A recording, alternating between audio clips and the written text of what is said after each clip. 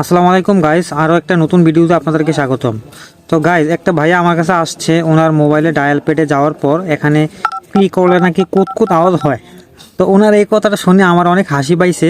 তো উনি নাকি এটা বন্ধ করতে চাচ্ছে। তো এরকম সমস্যা যদি আপনারাও পড়ে থাকেন বা এরকম কুতকুত আওয়াজ যদি আপনাদের ভালো না লাগে, তাহলে আপনারা খুব সহজেই এটা বন্ধ করে দিতে পারবেন। কিভাবে বন্ধ করবেন চলুন আপনাদেরকে দেখিয়ে দিচ্ছি। প্রথমত আপনারা সেটিংসে চলে যাবেন।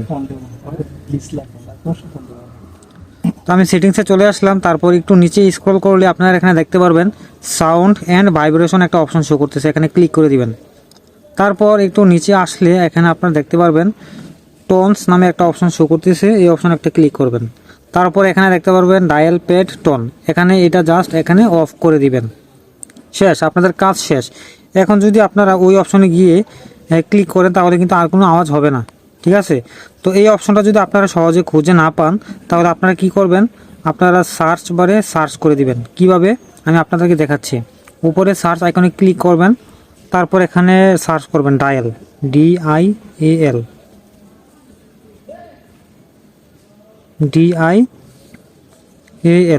Dial pad tone. এখানে দেখতে পাচ্ছেন ডায়াল প্যাড টোন অপশনটা শো করতেছে, এখানে জাস্ট ক্লিক করে দিবেন। ক্লিক করলে আপনারা সরাসরি ওই অপশনে চলে আসবেন, ঠিক আছে? তো এক এক মোবাইলে এক এক জায়গায় থাকতে পারে এই সেটিংসটা। তো আশা করি আপনাদের অনেক কাজে লাগবে। ধন্যবাদ এই পর্যন্ত ভিডিওটা দেখার জন্য। দেখা হবে নতুন কোনো ভিডিওতে। সেই পর্যন্ত সবাই ভালো থাকবেন, সুস্থ থাকবেন। আল্লাহ হাফেজ।